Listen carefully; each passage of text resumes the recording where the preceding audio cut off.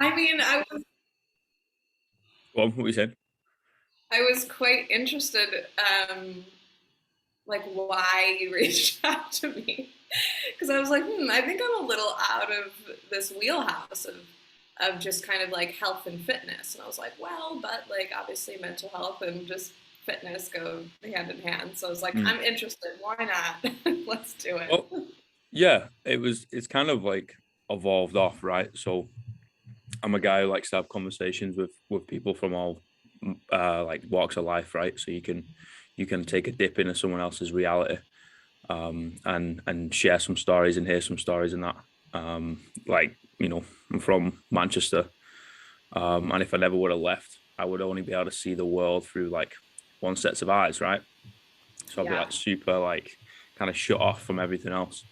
Yeah, okay, the journey kind of started in the whole fitness realm, right? And then kind of branched off and started talking about, the mental health, and started talking about poetry and all that type of stuff. And then my mum's quite spiritual growing up. So as you kind of leave the nest and kind of dip into all these different things and meet new people, you're like, you know what, maybe I'll kind of give this a go, a little bit more, maybe there's and something to it.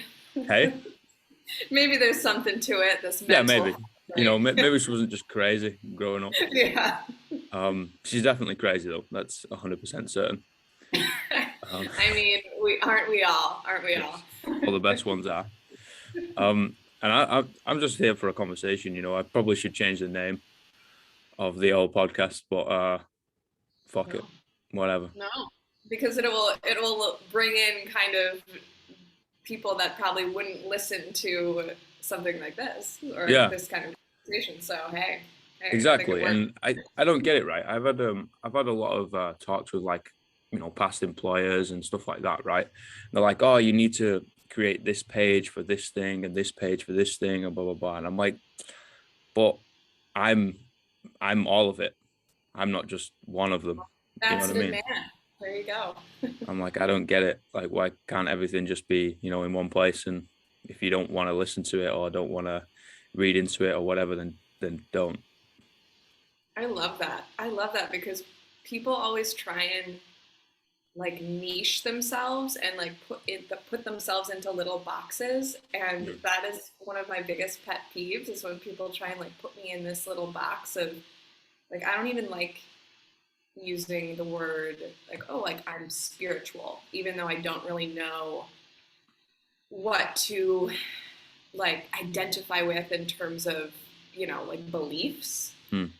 because I'm not religious, but then spiritual kind of comes with this perception of a little strange, a little out there. You probably have like crystals and do weird stuff, and like I do all the time.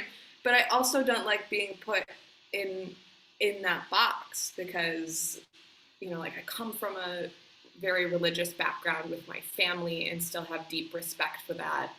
And yeah, I'm just open to it all.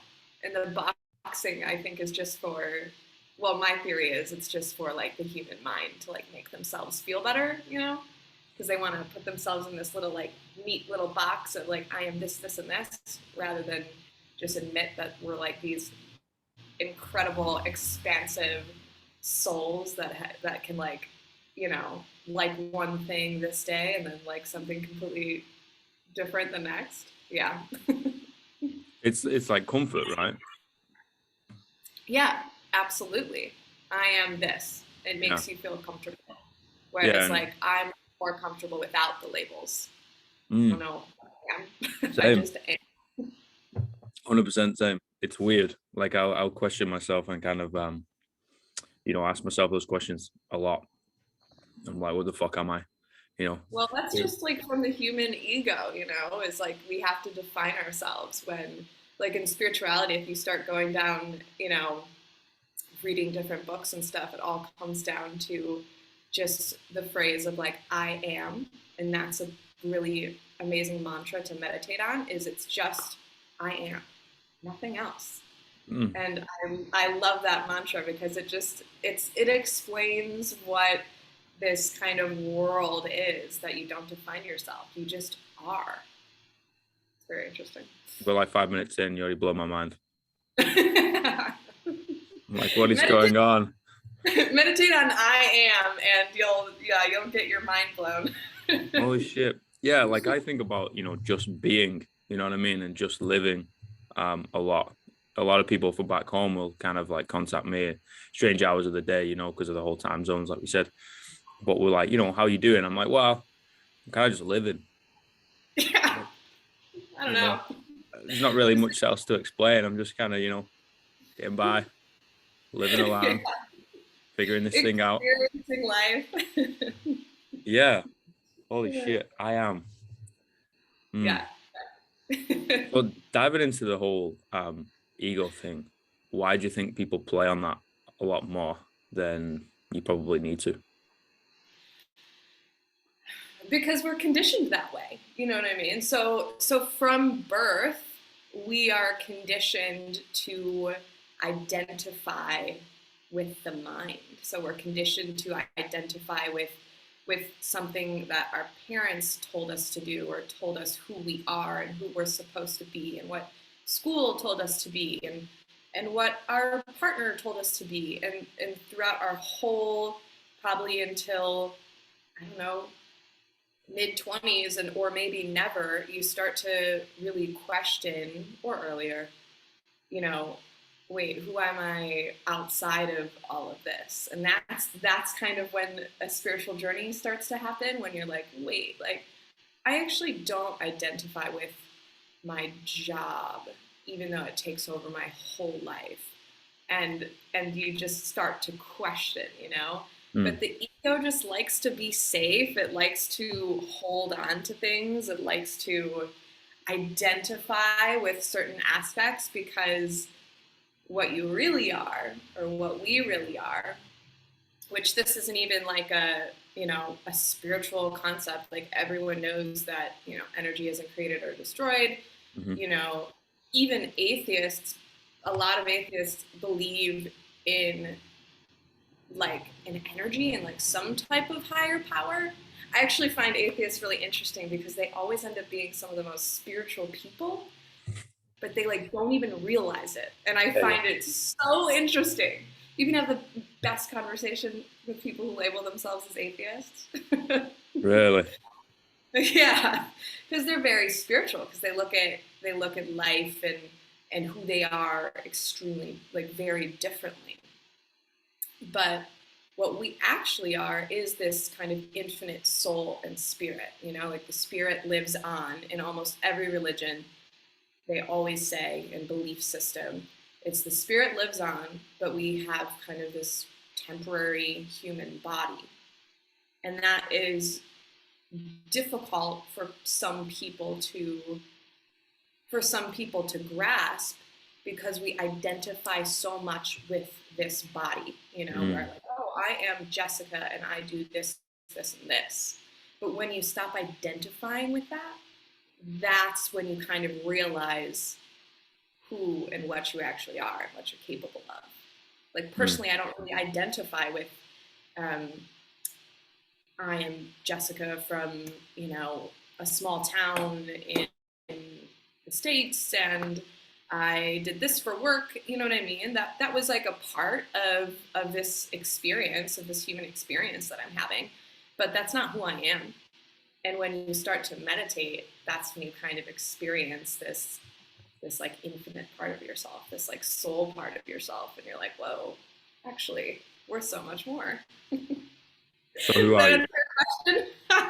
Yeah, it does. Like I love getting into like the deep. Sorry, I ran. No. Like, this is your world, like you fucking go for it. So who are you?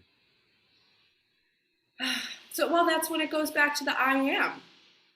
We have to become uncomfortable with not labeling it. You know what I mean? Like, I am just a soul that's experiencing life. And I think, like, we get really hung up on, like, everyone gets hung up on, like, what is my purpose? What's my purpose in life? I have to do all of these things. And I like to kind of take it a step back and be like, my purpose is just to experience, you know, life and experience love. Like I very much believe that unconditional love is the root of the soul. Not conditional love, not romantic love, but unconditional love, the energy of it. That's my belief, is that we are born as this kind of being of light and joy and unconditional love. And then we get kind of broken down along the way. And what I really feel like I'm here for is just experiencing that. You know what I mean? Just experiencing joy, just sitting on the beach and people watching and watching how everybody is just are these incredible, multifaceted beings, you know? And yeah, so I don't know who I am. I just am, you know, and I'm completely okay with that. And we evolve so much. So I could say who I am today, where, you know, I'm a embodied energy healer or a somatic energy healer, and I work with people and their emotions and tapping into the body to tap into a deeper part of themselves. That's who I am right now, if I had to like define myself in kind of like earthly terms. But who I actually am as a soul is completely different. So always an interesting question. Wow. Who are you? It changes though, right? And Absolutely. I believe like who we are kind of going into like the old samurai philosophy of you're different from day to day. I like that. Is that a samurai philosophy? You're different from day to day. Yeah, like I didn't know about this. Like I'm a writer too, right? So I'll kind of sit down, writer too, right? That sounds really weird.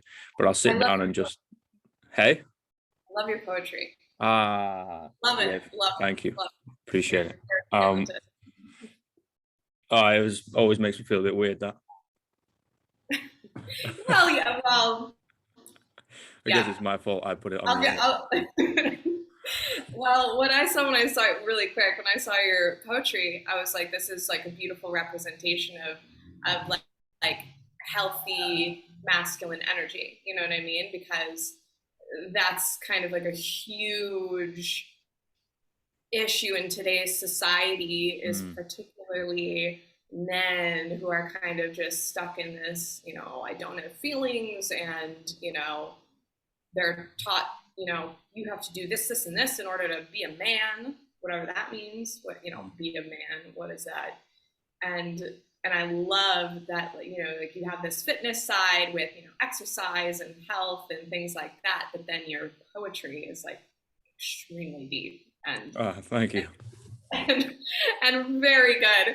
And I was like, this is perfect. This is the balance between the healthy masculine and the healthy feminine energies. I'm not talking about gender, because that's the energies within us. Like, I need to have the healthy feminine is just kind of like flowy and creative, which would be that poetry side for you.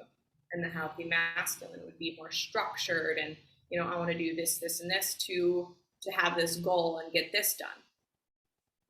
Yeah, that's exactly right.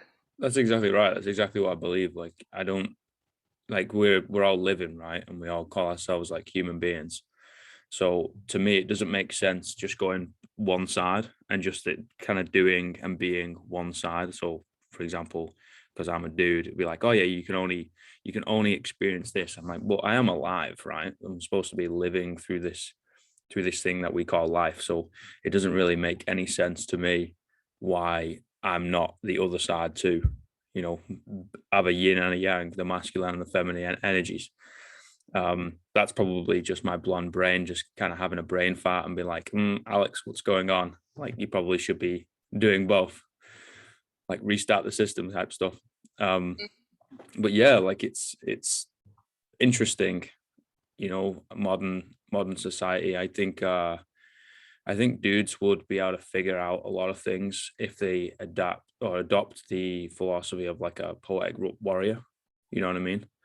Kind of going down the whole like Roman soldier type esque philosophy, whatever the fuck you want to call it, of like, okay, yeah, cool. Like you are this like warrior, this being that could destroy the planet, but you're also something that will sit down and question and think about everything, and you would Yeah. then understand its meaning, and then you wouldn't go destroy it because you understand why it's there. Mm-hmm. You know what I Mm-hmm. mean? Mm-hmm. I get Like a great philosophers and great mm, warriors.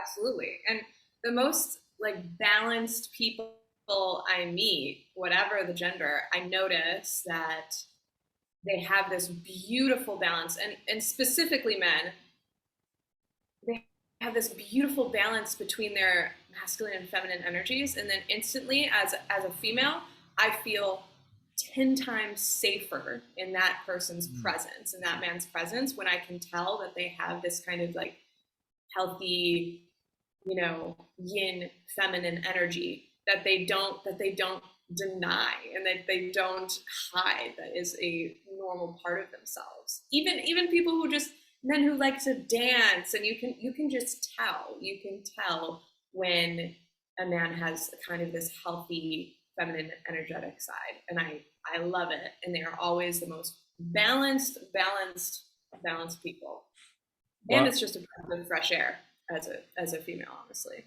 mm, stand up for the crowd, right? Not even stand out from the crowd, but it feels safe. It feels safe because, on the other hand, it's like the unhealthy masculine that they hide behind, and I'm generalizing, but Yeah, yeah. they hide behind anger, and often identify with you know womanizing behavior, and there's this unhealthy masculine side, and women are intuitive. I can see it in a second. I can see through it in a second. You know what I mean? And instantly I'll pull back, and all the walls go up. I don't feel safe. You know what I mean? And like, nope, can't go there. But when I can see someone that's very balanced in both of these energies, I'm like, oh wow, okay, I feel because I feel things very energetically, since I work with the body, work with energies. I'm very like in tune, so I feel like physically safer with someone who is a bit more balanced in both of those energies, and doesn't deny that the soul doesn't have a gender. You know what I mean? So identifying with solely, these over masculine qualities is actually not not who we are as a soul. It's not natural. It's not natural, and you're really denying a whole part of yourself. Yeah. Yeah, it isn't natural, and it doesn't Yeah. make sense. And if you look back through through history, we were more of this balanced being, right? We would do all the things, and now it's kind of like you have a specific role in a cog in a wheel, do your thing for the greater good, whatever the fuck that means. Why do you think we've gone from, we kind of had this figured out, this life, yeah, okay, there was a lot of bad shit going on that we probably need to leave in the past, but why do you think we went from here to now we've just forgotten all about that, and we try and adopt this very specific niche? I think bigger picture, just like as a whole, Mm, if you look at societies who are more connected with nature, like New Zealand, I feel like it's a much more you'll just meet much more balanced, and people who are, literally down to earth, because they kind mm, of have this connection with the earth still, and not just, like, oh, respect the earth. I mean, energetically, you have this respect for the land that you're living on. And in most Western cultures, that's just completely lost. That's just gone. We are so disconnected with kind of who we actually are and where we come from, like mm. where our ancestors came from, even just like harvesting from the land, living on the land. People, are afraid to just go outside and spend time in nature these days sometimes, depending on, where you're living. And I genuinely feel like it's just this massive disconnection from nature, because for me, if I need to just kind of come back home in a sense to my heart, to my soul, and if I'm needing a bit of healing, if I need to, if I'm feeling a lot of anxiety and my mind is racing and this and that, and I just need to have a complete reset, I Mhm. have to go and spend some time in nature. Even if it's just an hour that I'll go in the morning and I'll just meditate on the earth with kind of this. I'm very big with energies, working with energies. So asking the earth for this healing, visualizing it coming up and into my body, visualizing myself growing roots down into the earth and asking for that healing, for a healing back in return and that energy back in return. And that just instantly kind of brings you home to yourself and your soul. But when, you know, most of the culture is based on the grind and the hustle and technology and this and that. And technology's great. Technology's great. But you can also, we also have just lost who we are. Mm. I think grounding yourself is really important, right? In whatever way you do it. And yeah, that's kind of planted a seed in my mind as I do it every Sunday. Every Sunday morning, like I don't like most of Sunday I don't really spend with anybody. I kind of just spend on my own. But I'll just go to the beach and we'll, hear the waves and kind of sit on the sand and that's it. And I'll just kind of close my eyes and try and think of nothing. For a mind that will go 1,000,001 miles an hour, it's a very difficult thing to think of nothing and be completely present. So that's usually something that I'll try and do, which ultimately is doing exactly what you're saying. And I think finding that grounding process for everyone is really important. Absolutely. And with you saying like it's difficult to, quiet the mind, I find it interesting that a lot of people have this judgment around meditation of, oh, well, I could never do that because my mind is always racing. Like, Yeah, must be nice. yeah, And yeah, I'm like, my mind yeah, never stops. Like, it is just constantly thinking. I think a lot. I write a lot. You know what I mean? Like, it's just on. I've just been that way since I was a little kid. And meditation is what has just completely transformed my mental health. mm, Absolutely. And so when people kind of have this judgment of like, oh, well, it must be nice to be able to meditate. And I'm like, I don't meditate because I'm like, oh my gosh, I love sitting here and just being with myself. No, meditation is extremely vulnerable. You have to sit with yourself. You have to sit with your feelings and emotions. And especially when I challenge myself, like when I am going through more like emotional times or more times of like anxiety and depression, things like that, when I actually sit in meditation and just be with myself, that's when I kind of, my soul kind of helps me figure out what's actually going on. And that's what kind of helps me speed up the process of just towards healing, really. So yeah, I like that you can acknowledge, it's not easy and it's not supposed to be easy, mm. but it's such an incredible practice. Yeah, and you're so strong to be able to do it. You know what I mean? Like you said, you mentioned the word vulnerability, and I'm really glad you said that because, especially for dudes, it's like never show any sign of weakness and never be vulnerable. You're like, whoa, jeez, you know, Like don't show emotions. I'm good like, luck. what? You're a human being. Like you have emotions. Yeah, yeah, yeah. And if you're gonna bottle that up, it's gonna do exactly that. You're gonna bottle it up, right? And one of these days, it's gonna burst. And that's what we're seeing when lads end up swinging from nooses. It's like it bottles up so much. They're like, I'm done. It's like, dude, this doesn't have to be this way. All you got to do is feel it first. And you can do that and not in a, like, I feel like men think it's just wild because there's this stigma with men and not feeling emotions. And I grew up with a very kind of, my brother and my dad I'm very very close with them. I was always just kind of like gravitated to my brother and my dad rather than like my mother and two sisters. So I kind of would like be on that side of thing, like more like tomboy esque. And I learned that too. So I always learned like emotions were bad, kind of per se, or not bad, but they were weak. Emotions are weak. Showing emotion is weak. And so I kind of believed that for a long time. Mm. Like, and I was just so good at just shutting myself down and not showing any emotion, because that's what I learned. I learned that it was weak. You don't do it. It's not manly, even though I'm a female, but I grew up so close with my brother and my dad. That's just like what I adopted.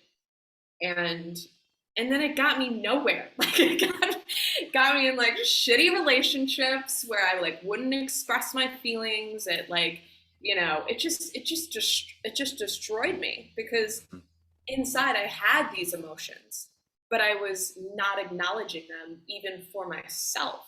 Mm-hmm. So it's just wild to me that like men go through just these deep struggles of not wanting to show these emotions, when the more kind of vulnerable and courageous thing to do, like you talking about like the Roman warrior and stuff like that, or like the warrior archetype in general for men, it's more kind of courageous to show that you have these feelings and express these feelings in a healthy way, so they don't come out in, you know, cheating on your partner, and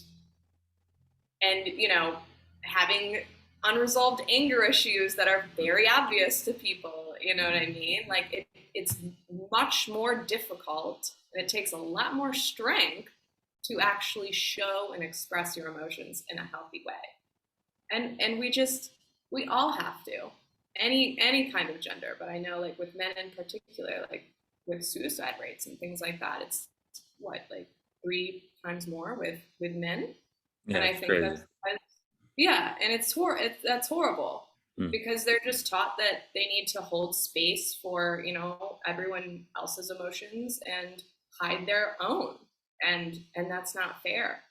And I feel like even if they just acknowledged, wow, I'm really angry about this. Let's see what's, like your quote I read this morning, which I was like, oh, that's a good one. And that really shows kind of like what, how I work with people, that it was like anger is pain, and pain is peace, or something. Oh, I don't know what I said.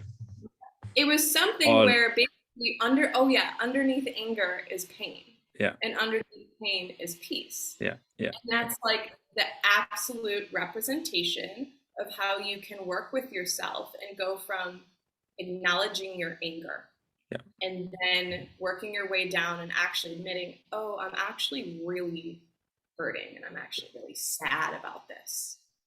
And then going through and working through this sadness. This could take months, it could take months to just be in this sadness and this pain, and kind of let yourself be in it and move through it.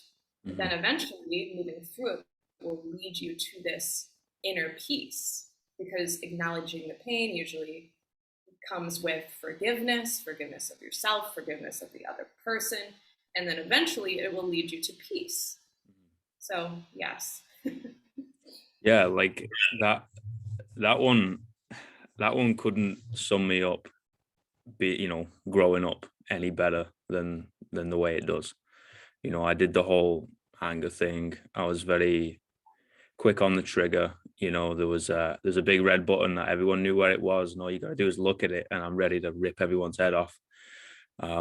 Like it got bad, but growing up in a fearful environment, and not seeing me dad a lot kind of meant that you have to put on that cap, or as you believed, you have to put on that cap of the big strong man, you know what I mean? And you're like 12 or 7, you know, that doesn't make any sense. Yeah, and be kind of like the father figure for your mother as well, or the Yeah, or yeah, the masculine kind of protector for your mother. yeah, That's a lot of pressure for a 12-year-old boy. yeah, yeah. I got a couple of stories about that, and I will go back to it mentally quite a lot, Mm, um, because it's the one story that I've kind of made peace with, but I will never let go of, if that makes sense. hmm hmm Which you'll probably pose a question to me: if I've not let go of it, have I made peace of it? Um, That's why I say I kind of made peace with it. Like, I know it's happened, and I'm grateful for it because now I have learned a lot from it. But at the same time, I hope I never see his face again. Mm, mm. Uh, And I feel like, and that's okay. You know what I mean? You can't shame yourself for still having these. That's the biggest thing with dealing with our emotions is you can't shame yourself for still being angry about something because you're not going to trick yourself. You know, you mm, can say, you know, oh, I forgive this person because I'm supposed to. So you can say that over and over and over again, but it doesn't make it true. yeah, yeah, And you in 5, 10 years, you know, you could be at a place yeah. of peace, you know what I mean? Doing more inner work and more meditation around it and things like that.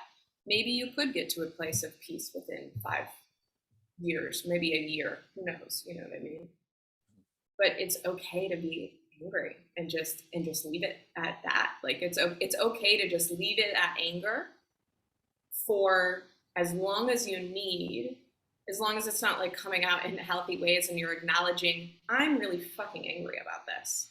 And I'm going to stay angry about this. And maybe in the future this will change, maybe it won't. Usually, if you can get to a place of this, it takes a lot of courage to forgive. Mm, But when you don't, so I'm in energetics, talking energetically, when you have this kind of connection to someone that's through like, I don't forgive them, I'm angry, it keeps that bond there.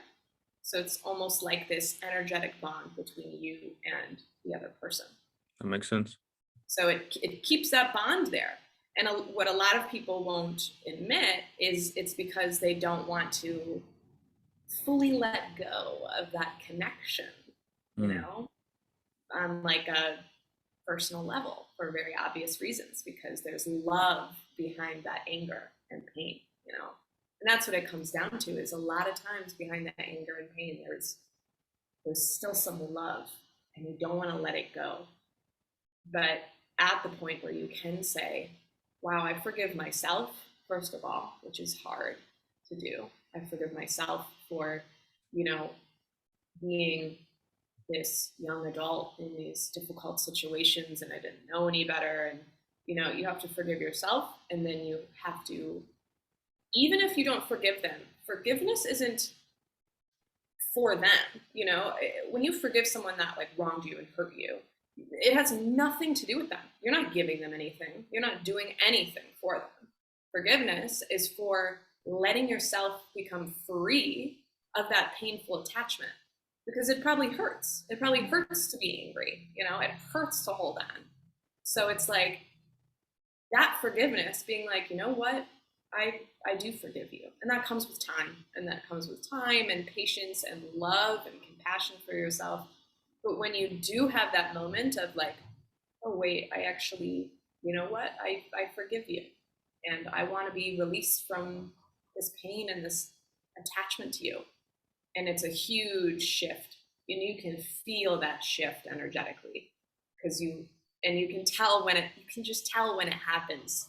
Like I've had this happen with many people and I've had this happen with myself where I'm like, I would say these affirmations of like, I forgive you, I forgive you, I forgive you. But I didn't. And mm, I still hated them.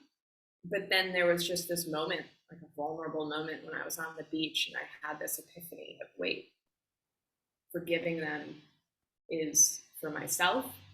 Not forgiving them is because I still want to hold on to that attachment a little bit. And I was like, you know what? I'm ready. I'm ready to step forward from this and see what happens and see what happens from there. It's okay to like go back and forth, you know what I mean? And hate them again. And then, you know what I mean? Like it's a process. It's an energetic process.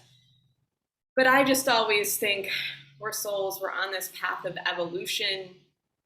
And as much kind of freedom that my soul can have, the better. You know, if I can be mm. free from all of these attachments with other people who like hurt me and wrong me, that's where I want to be, you know, because like when I leave this earth, I want to be a completely free soul from all of these attachments.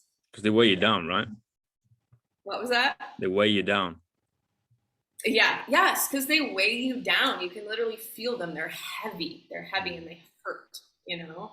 And so that was the biggest kind of epiphany I had with forgiveness, that it just blew my mind. And it made me think of it very differently, of admitting to myself, oh, wait, I'm actually holding on to this because I still care about them and there's still love there. And I didn't consciously realize that until I was very much like sitting in meditation and working on this process. You're gonna end up making me cry now. I can feel that. I can feel that. It's okay. Vulnerability, it's beautiful. It's beautiful, and I believe everything happens for a reason. So I'm sure we hopped on this call for a reason, and yeah, I'm very appreciative of it. No, I'm really, really appreciative. Like, it's I'm so grateful to be able to dive into someone else's world. You know what I mean?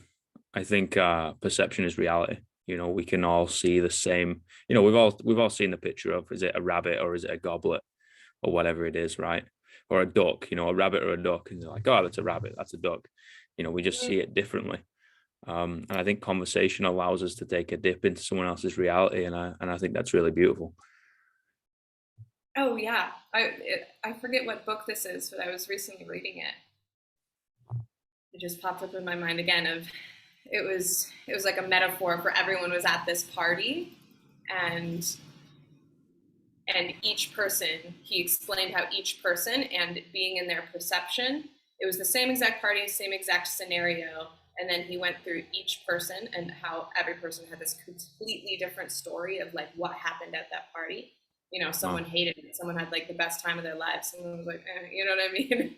And so that's just really it. Like the reality is reality. The same thing is happening to all of us. Like I recently had someone comment on a post that I made of like, oh, well, how do you stay, I do some like movement therapy and embodiment work. And they're like, how do you just, stay happy with everything that's going on in the world? I'm like, well, that takes effort. That's a big one. Like I'm not just like, woo, like I'm choosing to be happy. And that takes a conscious choice every single day to wake up and be like, you know what, I want to be happy today. You have to choose it. We have to choose it. And I just said, because what's the alternative? Me to wake up and see the state of the world and just feel like shit for the rest of the day because the world looks like it's going to shit, you know what I mean? Or choosing the more difficult thing, which is to be happy, like there's a lot of shame for people that can like be joyful and like stay in this kind of state of joy and bliss and happiness. There's a lot of shame around that. Like, oh, almost like, how dare you? But it takes work. It takes work to be like, I want to be happy today and I'm going to choose happiness. And you choose that every single day, every single moment. And like, that's how you're going to have big shifts in your life, And I still have to do that every day. I still have to wake up and be like, okay, I really choose joy today. I choose joy today, because I suffer with like a lot of depression, anxiety, social anxiety. And I have to wake up and make that choice for myself every day. Otherwise, I could just easily lay in bed and just like wallow in self-pity. Yep. It's easier. Yep. But there's times to do that, that you can end up figuring a lot of things out. And I think, especially, relating it back to dudes, like they're really, really scared of sitting in that wallow. You know what I mean? It's like, no, I can't be feeling like this, blah, blah, blah. I'm like, no, sit there, figure your shit out, and then come out of it and choose, like you say, choose happiness. Like the only thing you've got control over is yourself, right? Why aren't you depressed about the state of the world? Because me on my own is not going to fix anything. Like if I snap my fingers, nothing's going to happen. I have to be able to control myself first. If it's the whole, if you want to change the world, change yourself. Yep. I think if everyone choosing joy. If one person sees that and is like, wow, I want that, then that's Yeah. another person that wants to choose joy. Yeah. So you're not doing any benefit to yourself or the world, the collective, by sitting in. Well, the thing is, I like that you said that it's okay to sit in that self pity. You know what I mean? Some days it is absolutely okay and it's necessary, Yeah. because that's how you kind of get through it, is you allow yourself to sit in that self pity. Like, just the other day, I had this funny.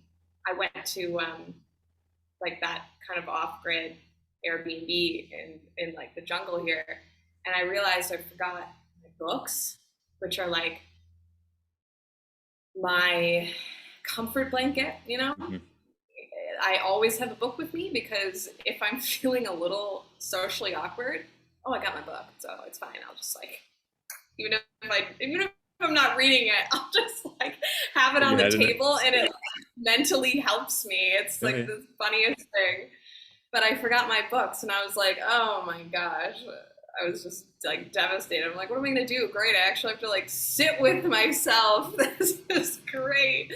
And like the Wi-Fi was like not really working, so I was like, you know what? Well, if I'm gonna do this, I'm gonna do this. So I just like shut the Wi-Fi off for the day and the night, and I just sat with myself. I was like, well, what should I do? I'll meditate. I'll do this and that. I guess I can't read, so I ended up writing my emotions, which I'm Mm, actually not as good at. I like to move through it. mm, That's what works for me. I have a mental block about writing them down for some reason. Um, and I was like, I'm gonna write this down. I'm gonna write a letter to myself, a letter to this part of myself that like needs some healing. So I wrote this letter to myself. It was to myself for a little bit, and then it turned into writing a letter to someone else. I was like, oh shit. And then I was just crying and crying and crying and crying, and just like in fetal position with like my pillow, you know what I mean? And it got out so much pain and emotion that I didn't even realize was still there. mm. I wasn't even conscious that was still there. And I know I'm so trusting in source and spirit that I know that I left my books there probably subconsciously for a reason, so I could just sit in my shit and move that energy. Crying is beautiful for releasing energy. Never hold back tears, because you're holding that emotion. So I just let myself be in it and cry, and it felt so good. And then afterwards, it feels like this massive emotional release, because you let yourself be in it and you let yourself cry. And then I burned it. And I burned the papers. That's so beautiful. I think sitting in that space, you know what I mean? Especially writing it down, and then getting rid of it, like burning them. I do the same thing. Like when I'm done with a book and I've like kind of written everything, it's like draft form notes and all that. And I've created the book out of it, and it's now its entity and it can kind of go elsewhere. Then I burn the whole thing. Just love, I can't rest on my laurels. Like working on it yesterday doesn't do anything for me today. So I have to be able to, clean slate every day. And going off the grid, that's me in a nutshell. That's what I'll do. I'll take like a week or two and kind of just disappear. I love it. Like, where's he gone? I don't know. Like maybe will turn up again, maybe he won't. I love that. I mean, nature is just so healing. You got to give yourself that space, and you come back like with a new perspective. Mm, And I like that you said like you come back with a clean slate, because it's important in this kind of healing. You don't want to get stuck in the perpetual healing cycle. You know what I mean? So like the letter that I wrote and the emotions that came out, and then releasing them, that those are gone. Those are done. And now I'm going to keep moving forward. And there should be kind of like a progression, because a lot of people just, like like it's easy to get stuck in pain. It's easy to get stuck in the perpetual healing cycle Yeah. and the victim cycle and identify yourself with your pain, with what happened to you. And that's something that we as a collective need to break, because we have our story and it's always going to be a part of us. You know, we're always going to have this story that, you know, this bad thing happened to you, but a lot of us identify with it very strongly, you know? So you meet someone sometimes and you'll notice that within the first hour or less of meeting them, they'll tell you their story, their the pain that happened to them. And it's because they've identified with it and they don't know themselves outside of that. Yeah. But that's not you. You know, you have to break yourself off that and be like, yeah, that happened to me and that was a part of my chapter and I acknowledge that and accept it. That's not who I am, and I'm not identifying with that pain. I'm not identifying as that. I'm not letting that like control me, you know, because it's giving it power. You're giving it power. So yeah, that's a big one. That's a big one that I find a lot, and for myself that I had to learn that the hard way. Yeah. To like kind of stop that in my own head. I don't know if this is like it's going to help anyone else, but just to stop my very blonde brain, is like thinking about it as like you're a bunch of little stories going into like a bigger saga. You know what I mean? Rather than just I am this one thing. It's like no, like you know you've done this and now that chapter's over. That story's concluded. Now you've done this one and then that one's concluded, and then you know you're going to learn forward. Going back to that samurai philosophy of like you're a different person every single day. Yeah. And every day we can just create this kind of new life and version that we want. Mm, And I'm a huge believer in kind of co-creating with life mm, what we want. You know, we do have that power. It's when you think that you don't that you're kind of stuck in the woe is me, like I'm stuck at, you know, like I worked at this tech job that I hated and I was in like a shitty, like emotionally abusive relationship and I was very like in victim mode of like why do all these things happen to me? And sometimes you have to take responsibility, and that was mm, hard for me, where I had to take the responsibility of there is a part of me that's letting myself be in this. And then it got to the point where I quit my job. I had no idea what I was going to do for money. I left the relationship and was absolutely devastated, you know what I mean? And that was harder. That was like the harder thing to do. But I acknowledged in that I had a choice. And if I was waking up and choosing something that I did not like doing every single day, there's a part of you that's making that conscious choice, even if it's subconscious, you know? Yeah. yeah, Choosing, creating that new reality. Absolutely. yeah, you know, learning the lessons from yesterday and applying them to today and growing forward. Like you, that's the point in life, right? You mentioned a word like a while ago saying purpose, you know, and purpose is like a man-made thing. Yeah. You know, we just do it to like I wrote something a while ago. It was like oh, what does it go by? The future is a lie. We tell ourselves to keep going. Okay. Yeah. And Yeah. Yeah. it's always like, oh no, this thing in the future, this thing in the future, like, and now relating it to this thing in the past. And you're like, guys, like, you know, we're forgetting about where our feet stand right now. Yeah. The You know only what? time you can make a difference is like the only time that you can make, if you don't like your life right now, if you're not happy with your life right now, there's the only time you can make a difference is right now in the present moment. And that's where that Mm, like moment to moment choosing comes in. You know what I mean? Like what this recently I kind of did this thing where I wrote out my kind of like perfect day of this. I call it like my highest timeline, or yeah, I call it my highest timeline, or like my highest self, or aligned self. And it's always good to like strive for something. So I kind of wrote out this day, wrote out my perfect day, and then now I'm trying to live in that. I'm trying to make the choice every day to kind of live in that, because I was like, okay, if I'm here And I kind of want to be there and wake up and choose joy and, go to the beach and work at a cafe and, be working with people online and having, very soul connected clients and things like that. I need to actually do something right now to make this my reality. And so that's been an interesting process of like, okay, moment by moment, I'm choosing in the present moment of this version of myself that I want. So if you just like thinking in the future that it's just going to magically happen, it's probably not.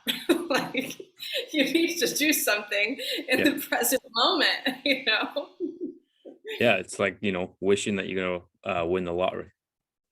Do you play the lottery? No. So are you ever gonna win it? No.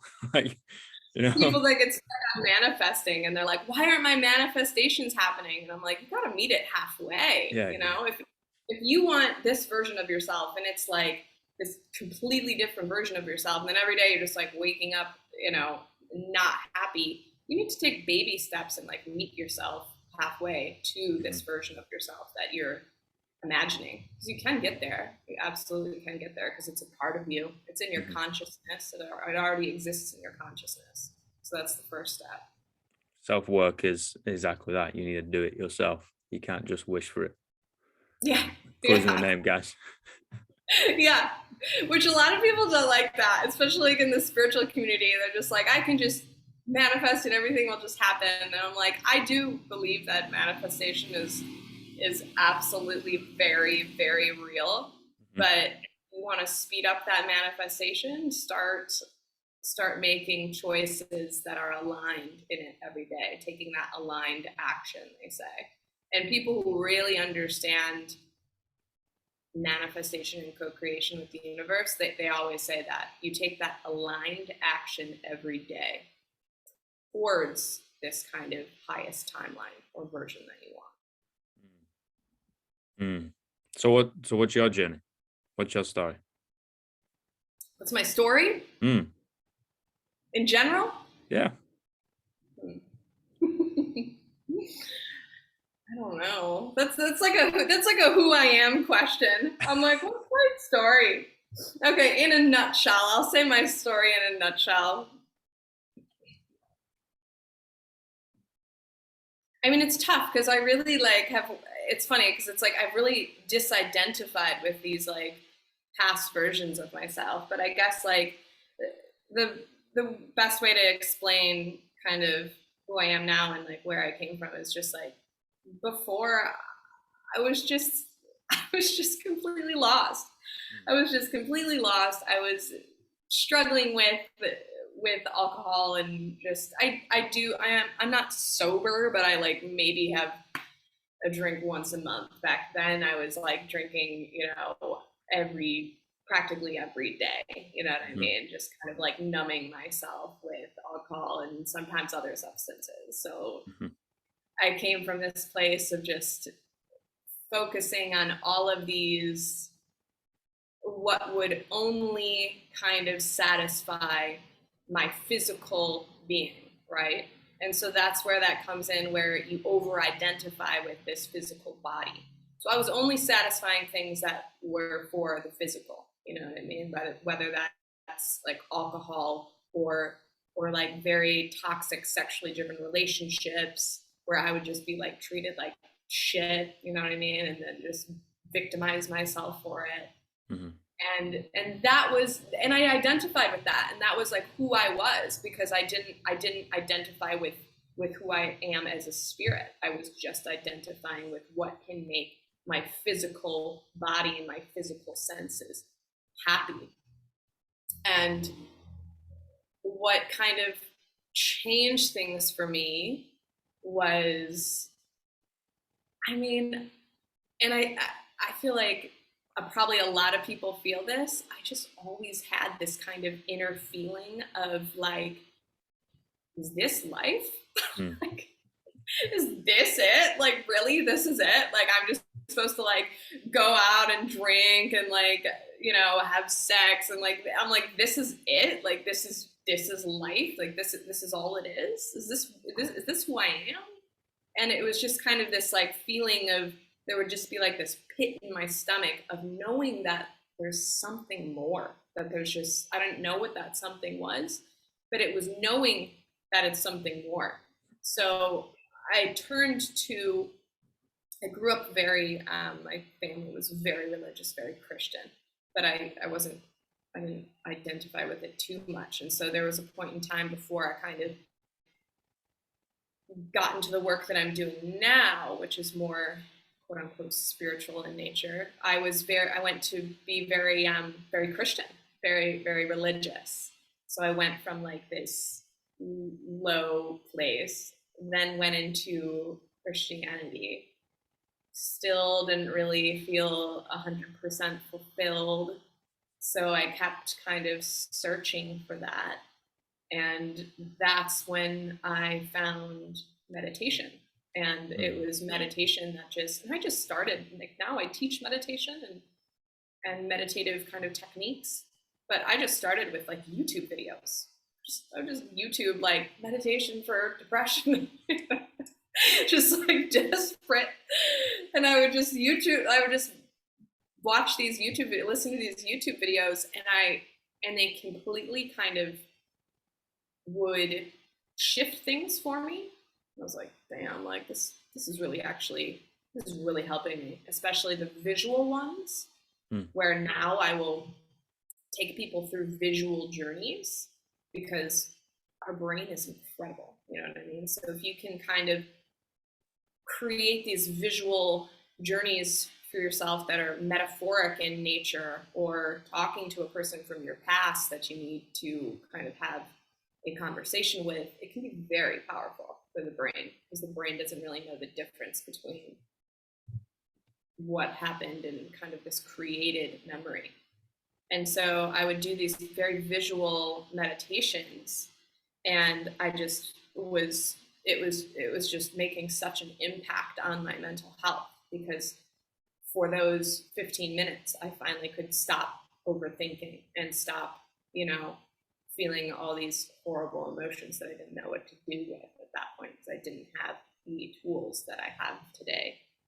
And it started with meditation back in 2014, I think, is when I started meditating. And it was also after I just hit like a great rock bottom of like TWI, breakup. Like I was just like, holy shit. This sucks. This is it. And then it was after that where I was just like, I just need to leave and start over. And so I moved to Australia. Wow. Moved to Australia, was there for 2.5 years. And it was there from when which is also a very like kind of changing time in your life. I moved there when I was like 25. So it was like 25 to almost 28. And that was just such a transitional time in my life of meeting different people from walks of life, and then meeting other people with the same kind of views on life as me. And it just went from there. And then eventually, of course, I went into doing this work and doing a few certifications and this and that. And that happened, over the course of the past 4 or 5 years. And then that kind of brings me to what I do today. And it was all very step by step. Like when people, because I do embodiment work, embodied healing work. So that means using all of the resources in our body, our voice, our mind, creating these visuals, our breath and movement, and basically using our body as this natural healing resource, to heal ourselves. And that's kind of my main belief. And I'll get so many comments specifically from a lot of women that are like, oh, I could never just move and be confident to just move in a confident way and do and dance and things like that. And if 5 years ago you told me that I would be like, now I teach workshops and I'm up at the front, teaching these movement techniques, And like I would have never, like I probably didn't dance without alcohol, you know what I mean? So thinking that I'm like up there doing these movement sessions and sounds where I work with vowel sounds. Vowel sounds are very ancient. Our voice is, we're given the tone of voice that we have to heal our own body. You know, we're made of what, like 70% water or something. So these vibrations within our body created by our own voice is very powerful. It has nothing to do with if you're a singer or not. I cannot sing, but you know, I could do some vowel sounds, you know, and it feels good, you know. So just thinking that I'm like up there, because people see me what I do now, and I think they just assume, you know, I don't know, that I was just always this like spiritual person, and I'm like, absolutely not. Like thinking back and then doing what I'm doing now, like at the front of a room, teaching a group of people to move through their emotions and make these sounds for their own healing. I would have thought you're nuts. Like there's no way I would have thought I would have been here. No way. No way. And yeah, so I guess that's my story. Well, that's beautiful, you know, like kind of going from polar opposite to polar opposite. Like that's Yeah. the evolution of life though, right? You're growing through it and you've learned from all the past like negative experiences in the past, and that can only be described as beautiful. Yeah. Yeah. Yeah, because I don't identify with it anymore. That's the thing, is I've kind of moved past the identification of like, this is, yeah, that was a part of me, that was a chapter in my life, but like who I am now, I'm just a completely different person, a completely different person. So I think it's just moving forward. Yeah. I think rock bottom is the greatest gift anyone could ever be given. What is Rock bottom. rock bottom? Oh yes, rock bottom is great. That's where transformation happens. Yeah, it's a strange That's place. where transformation happens. Yeah, that's a lot of times where spiritual journeys start too. Yeah. You know, I don't know if I know one person that has this kind of same sort of life and they haven't hit rock bottom and then built themselves up from there. Rock bottom is a slap in the face from the universe that you need to get your shit together and that nothing else is working, nothing else is serving you in life. So we're going to take everything away from you, and then now you're going to rebuild yourself. Yeah, that's beautiful. People think, you know, you're only going to have one rock bottom and then everything's going to be fine and dandy. It's like no. Like you can go down there quite a lot. Oh yeah, because you could have like I had my very like physical reality rock bottom, and then like I also had more like spiritual rock bottoms of like, okay, I'm in this new life and I'm like redefining myself, but then like, what the fuck am I actually doing? You know what I mean? So I've had like different versions of rock bottoms, but it's just each one you just continue to create yourself from that space, you know, and it's just, they're gifts, honestly. They're rock bottoms are an opportunity to build from the ground up and create the new individual that you want to be. And you have the right to do that. You know, a lot of other people identify you as your past. That's their problem. You know what I mean? If they're always going to identify you with like this certain version of yourself, that's their personal issue. You know what I mean? We have the absolute divine right to wake up and create a different and new version of ourselves moving forward. Yeah, I'll actively take myself down there quite a lot, and that's usually when I like disappear and go off the grid, right? You know, this I could tell you a story of I was in Auckland and, you know, I ended up getting fired a couple times, and that's a different story. But I get fired a lot, Jess. Put it that way. You know, it happened. It wasn't aligned. See, I would just sometimes it's great being spiritual because like if something like just falls apart, I'm like, it wasn't in alignment. Yeah. Or people would just say you can't keep your fucking mouth shut, and I'm like, well, I can't, no, because like if something's not right, I'm gonna be like, hey, that's probably not right. You know, you probably shouldn't be doing that. And it was like, you probably shouldn't be working here anymore. I'm like, cool, see you later. Um, no, but I got in my car and I drove from Auckland to Queenstown, which is about just over 1,000 k's, I think, 2,000 k's, something like that. Yeah, that's yeah. Oh, okay. So that's like top of North Island to like bottom of South Island, basically. Yeah, pretty much, yeah. And I went there and back in a week, but I just lived in the passenger seat of my car. I like deleted everything from my phone. I I would love like it. sit at like lakes and just like randomly like write in this like tiny little notepad I took with me. Like I I love could it. have I could have took a like legit book, but I took this tiny I thing, right? know. Of like this shitty little pencil that I was kind of scribbling with. And any like rock I saw on a hill, I was like, oh, it's probably a good rock. I'm gonna go like pull over and go hike up and sit on this Yeah. rock and just like think about some things. But legit, like I'll take myself to those fucking weird places and you start like, you know, if you've not had any human contact and had no conversation with people for like 4 or 5 days, like you start going to some weird places, right? Yeah. And you know, I look back at it now and I find it hilarious, but during it, it it gets a You're in bit funky. But no, legit, like I think I got like I want to say like 6 days in, right? I got to Queenstown. I spent like a day there. I'd hiked up the mountain there. I'd sat at the top, thought about some things, wrote some things, came back down, and I woke up on like the it was actually Valentine's Day, right? And I woke I up mean, and like at the side of the road in my car, like kind of just like arms crossed, hood up, kind of woke up and I just sat up, right? And I looked around and I was just like, yeah, I'm good. That was it. yes, yes. That was it. Amazing. But that's the thing is like you allowed yourself to go through that process, which took like a week of this emotional processing and being with the mind and writing and letting yourself kind of like go to these strange like places within the mind and coming back out of it. And then you were able to emotionally process it. Most people do not give themselves the time and space to emotionally process it. So that's Mm, amazing.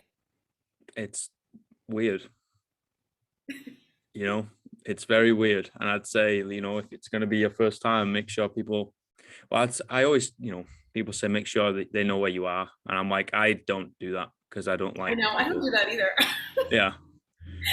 I'll like send a text to my family and be like, I'm going camping off Yeah. the grid. Don't if you don't hear from me, I'm fine. And they're Yeah. like, okay, I don't care. But yeah, definitely like have like the right tools with you like to create that experience. But like yeah, for anybody listening, I highly recommend doing these off-grid experiences of like taking your notebook, taking a pen, allowing yourself not to go on your phone, allowing yourself very minimal human contact Mm. where I really want to do. Have you heard of Vipassanas? No. The 10-day. Oh, I want to do this so bad, but I know it'll come to me at the right time. But Vipassanas are just a style of kind of, well, not a style of meditation. They're 10 days silent meditative retreats. So you can go to these Vipassana centers and men and women are separated. You can't talk to anybody when you're there. Um, and this would be something to work up to, but you can't bring books. You can't have like I don't think you can even have like a journal. I know it's literally just because give me a few books and something to write with. Oh, I'll be fine. I'm fine having zero human contact for a while, you know. But take those things away from me. Ooh, that's when things start getting weird. That's when things get weird. And so they take away everything. And they take away, you know, everything from you, and then you sit in periods of meditation. I think like sunrise, midday, and sunset, and you do it for 10 days. And they say like the first 4 days are you just feel like you're going nuts because you So, can't yeah. still you don't speak at all. Yeah. So you're literally just with your mind. I'm like, there's a fear of me where I'm like, what if I just went nuts? come back and I'm like, so there's this fear, but I really want to do it because that would just be like the biggest challenge. It would just be so interesting. I really want to do all these like spiritual things from all parts of the world. You know what I mean? So like basically jump into all these different cultures and be like, cool, like what do you do? Like wicked, now I'm gonna do that. And then, have this silent 10-day retreat, then have this, you're only drinking green tea in like Japan, or you're now Yes. in India and you're gonna become a monk or whatever. It's like just kind of like learning from everything, right? We need to be able to take the beauty out of technology and be able to, dot around in this like metal bird that we call a plane, and then learn from these like ancient ways of healing, right? So we can become this, like, I think of it as like a man of the earth, like a man with no flag, rather than I'm English. I was like, oh, okay, that's a label. I'm like more like a living creature that will just Mhm. kind of dot around and try and learn from everyone. So yeah, like, I mean, I would 100% be up for that, but I'm already absolutely crazy, so I'm probably going to come out of that mental. or or just completely a new person. I mean, Oh, that's what most people say. They just come yeah, out like just completely different mindset, which I'm sure it's just there's a fear there of like, what, who am I going to come out as? Am I I'll always be me, but I'm sure I would come out with different views, and that's kind of intimidating. mm, But yes, with the culture thing, being in Mexico, I've gotten myself in have these hilarious moments with myself because I just like view life as if I feel like spirit, I call it spirit, source, God, whatever you want to call it. If I feel like spirit is leading me somewhere, I will just drop everything and go. yeah, And 100%. a lot of people think that's like absolutely nuts, but I think that's what works for me. That's Yep. like how I choose to live my life. So when I was living in the States and then I got this pull to just like drop everything and move to Mexico, I just did it just for no reason. I was like, yeah, Yep. I'm gonna do this. Don't know what's gonna happen. We'll see. And I've gotten myself in just these beautiful, interesting situations here where I was like, wow, if I didn't follow this call, I would have never been in this situation where they have these temescals, which are, I think they're mostly Native American, but then also they're also for the indigenous like Mexican population, more like Mayan culture, I believe. But they have these temescals, which are sweat lodges, Mm, equivalent to Native American sweat lodges.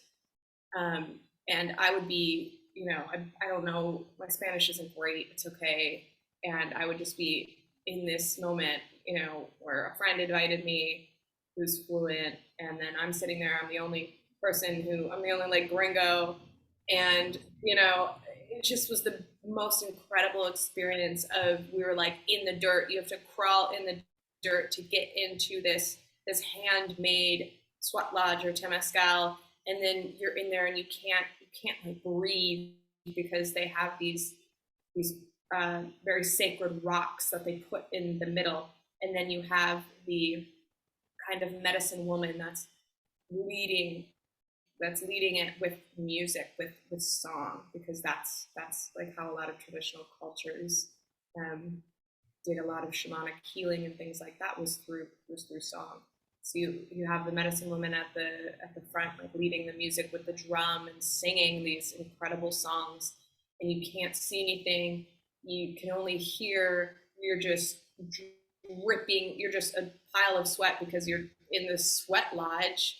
It's like if it's like if you were in a sauna, but it was all steam that like almost feels like it can burn you, but it's not. And it's like a rebirth. That's kind of the theory behind of it. It's like this rebirth of you're in like this womb of the earth, and when you are finished with it, you're in there for like I think 45 minutes to an hour, and then when you are out of it, you kind of like let go what you need to when you're in it, and you come out of it. But it's experiences like that where I'm like, I want to do the same thing. I want to travel and just go to these cultures and learn from them, and and it just is so expanding to the mind. Mm. It's just mind blowing. That's insane. That's so beautiful. Like, I hate saunas, and for that reason, I love them. I am, I don't know if you can tell, but I'm as white as a piece of paper. If I put up an A4 piece of paper and I close my eyes, I blend in. So I'm not accustomed to the heat, we'll say. Yeah. And probably somewhere along genealogy comes from a very cold place, which would again make sense. But I like going into them. I like kind of sitting in that environment where I'm really, really uncomfortable, can barely breathe, feel really vulnerable. And you sat with a bunch of strangers, which is also a weird experience because everyone's like, in their tighty whities, and you're like, wait, hold on a minute, like, what's going on? Yeah. But it forces you to like deal with those things, right? I kind of explain it of, I'm just gonna go beat myself up. So what do you mean? Yeah. I'm gonna go sit in this, environment that I hate and like have a fist fight with a part of me that I don't like, so then I can come out a different person. And you do, Yeah. you legit feel like a brand new human being. I felt like I was a freaking newborn baby coming out of there. It's amazing. I was like, well, I need to do this all the time. Yeah. It Yeah. was it was just absolutely incredible. Yeah, highly recommend. I feel Mm. like there's probably amazing things in New Zealand as well. Yeah. Like, there's Power. parts of here that obviously have no like cell reception, which is incredible. It's perfect for me because I don't like being contactable, which is ironic because obviously we're on a podcast. um No, I'm the same. I'm the same. I'm like, I wish I could go live off grid. Oh, but I have to actually like do this thing called work. Work. Yeah, yeah, yeah. But yeah, like, I love it. I'll just kind of toss around, like I say, like, I'll become a little bit nomadic for a while and disappear. I kind of let everyone know, I'm like, hey, I'm going to disappear. um Potentially I'm not going to come back. There's gonna be one day where your name is changed. You're Yeah, yeah, like, yeah, 100%, 100%. yeah, Just because, like, I don't know, like, like, I'm purposely going to send myself crazy. I'm purposely going to have those fights. I'm going to wallow, I'm going to write, I'm going to create, I'm going to, like, dive in the sea or whatever, and just kind of end up somewhere.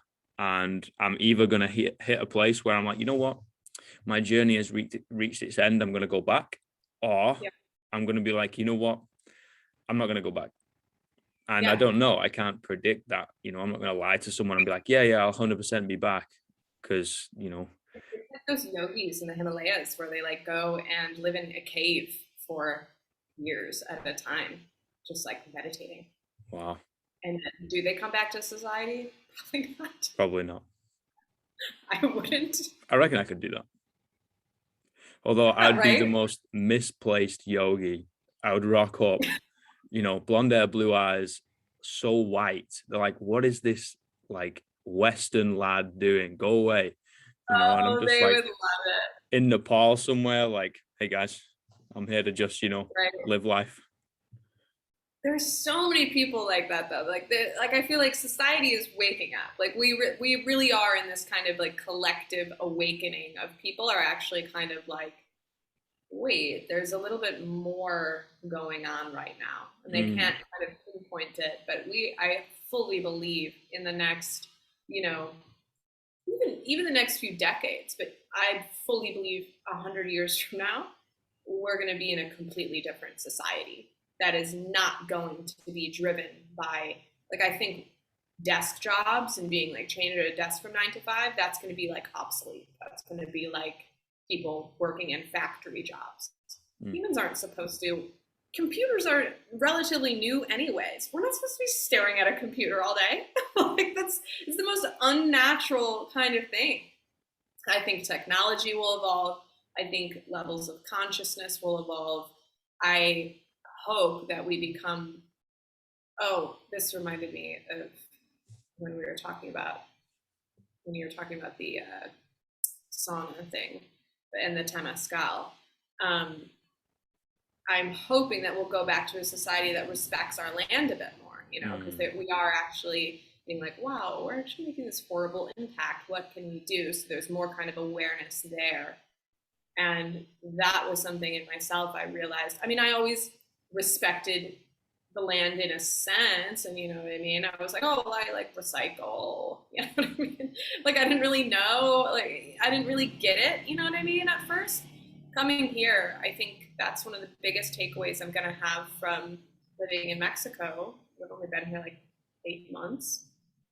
The biggest takeaway that I'll have is the connection that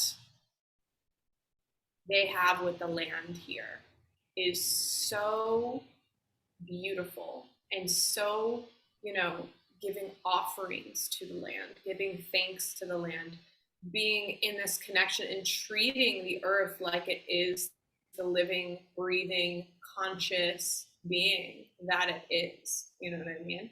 And that is really living here. I've just completely shifted and grown. I've always just been so connected with nature. And, you know, when I was living in Colorado, I'd just like be like talking to trees and meditating with them. But a crazy lady. I know, yeah. Absolutely, absolutely. I remember there's this like vanilla smelling tree in Colorado. It's the best. If people from Colorado know, like they know this type of tree, and I'd just be like smelling the vanilla tree. I'd be like, I like nuts, like whatever. But I always had this kind of love for nature, but here it's been so different because it's this kind of sacred. It's tough to explain until you experience this kind of sacred communion with the land, and that you can feel that it is alive and it's with you and helping you, and it wants to heal you as much as you want to give to it. And it's just completely changed me, having that connection and having that support, where now like I will go hiking and I will find places to just like meditate, commune with the land, and give my kind of offering of giving, even just a visual offering of like offering like love and support. Or sometimes I'll bring, you know, like a rock or something, or some sort of significant representation of an offering to the land. You know what I mean? And now I just feel like I'm in communion with nature. I'm working with it. And that has just completely changed my perception of life, honestly.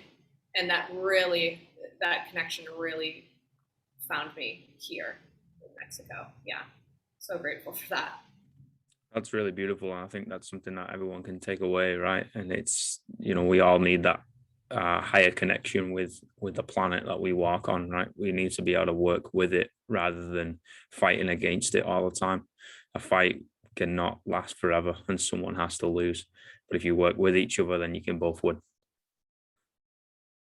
Oh yeah. And I'm like, who do you think is gonna lose? Humans have been on this planet for how long? Yeah. And then how long is the earth? Yeah.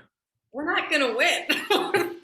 We will not win. So it's either like we adapt or we will lose. Like that's just not even a question. You know what I mean? The earth has easily wiped out, you know, species before, and it can again. Not to like scare people, but it's just like we almost get like cocky that we think we're like stronger than the earth. Like the earth is this conscious living being, and it has been for billions of years.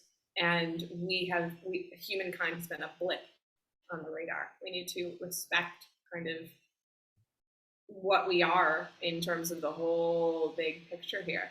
Yeah. That's so true. I agree.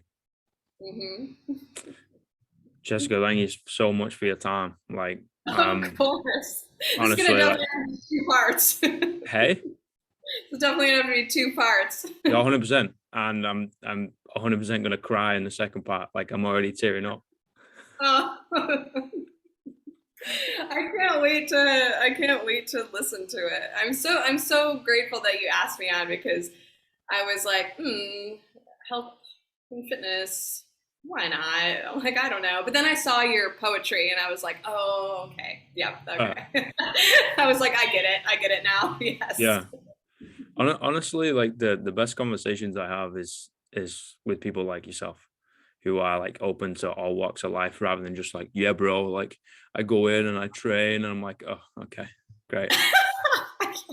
I can't even I can't even imagine after like this was an incredible conscious conversation. So I'm very grateful to you.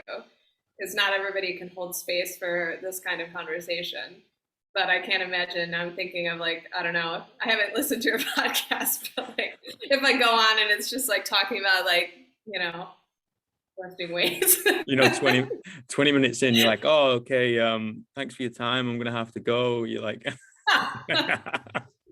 no, I'm joking. Like, you know, like I said, like there's things to learn from everyone, right? And there's people, you know, I can take lessons from people living a super fast lifestyle. I can take lessons from, you know, I've spoken to like ex-Olympians and shit like that, and which is really Amazing. cool. But like space that personally, you asked me the question, where are you right now in like life? I'm like, I'm more interested in this stuff and having a completely open conversation. And it could be like, wherever it goes, right? Yeah. We can talk about my cat for 3 hours and I will talk your ear off about my cat because she's the best and my best friend, right?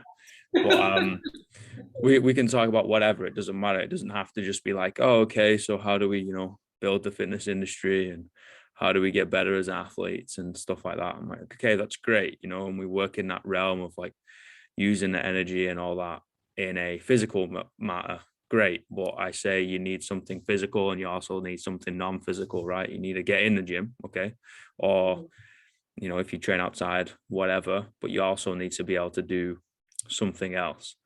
The whole poetic warrior um, philosophy, rather than just like, I'm going to go in and I train, bro, because this is what I do. I'm like, okay, cool. Well, but you're training for a reason, you know what I mean, and that usually comes down to a mental reason, whether 100%. that's mental health, anxiety, whether that's just wanting to look good. Okay, if someone's like, "Oh, I just want to like look good," okay, but why do you want to Why? look good? Yep. Could come down to insecurity or wanting to impress women, you know what I mean? But then that might also come from an insecurity. So like it all comes down to mental. It's all mental at the end of the day. Yeah, it's actually quite funny. It's an ongoing joke, right? You get into the gym to look better, to impress ladies, but the only people you impress is other dudes. Yeah, yeah. You're like, oh, okay, I don't think this is working.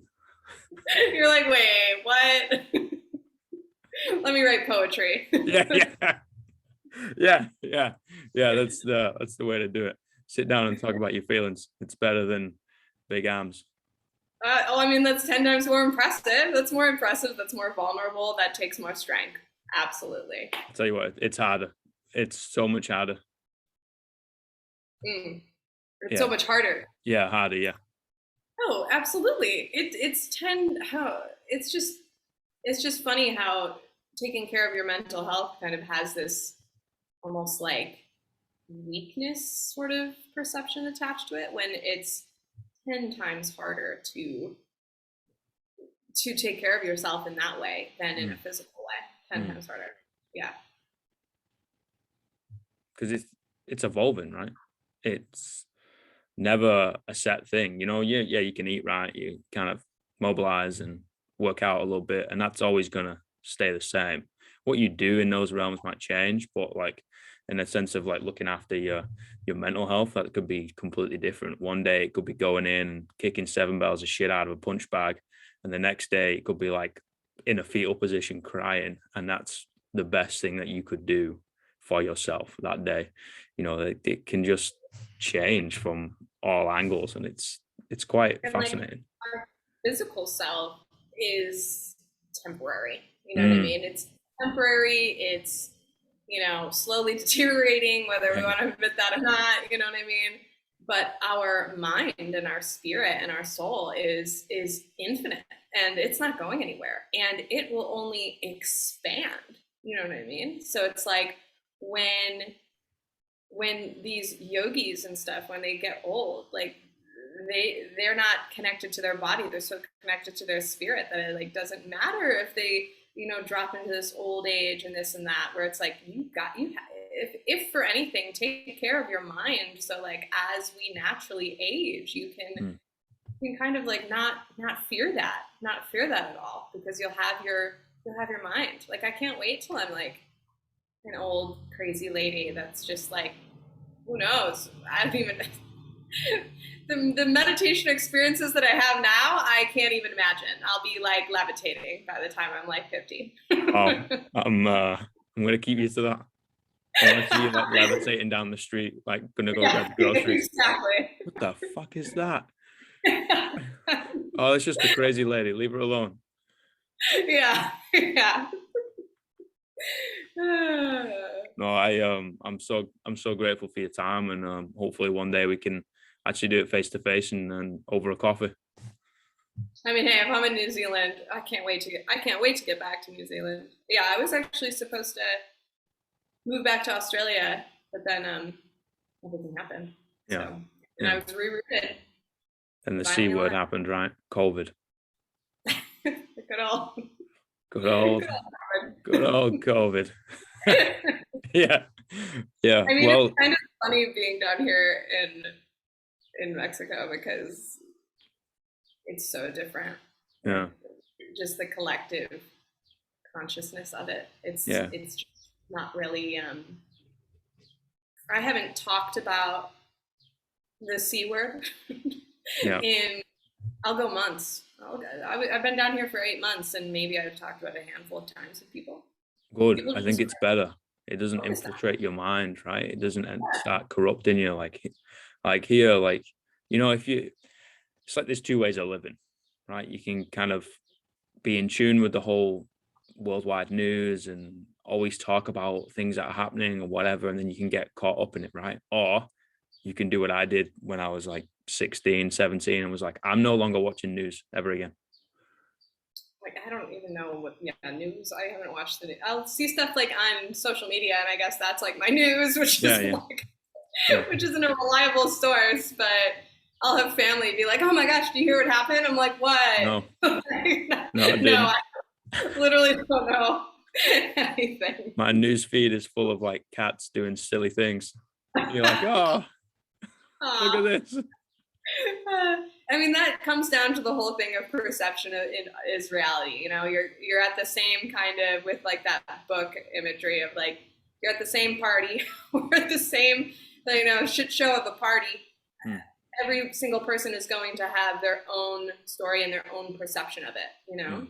But I find that a lot of people that I speak to have had incredible experiences through this experience because it's forced them to be with themselves. It forced them to maybe change careers. It's forced them to look at life differently. And there has been a huge upside to COVID as well, honestly.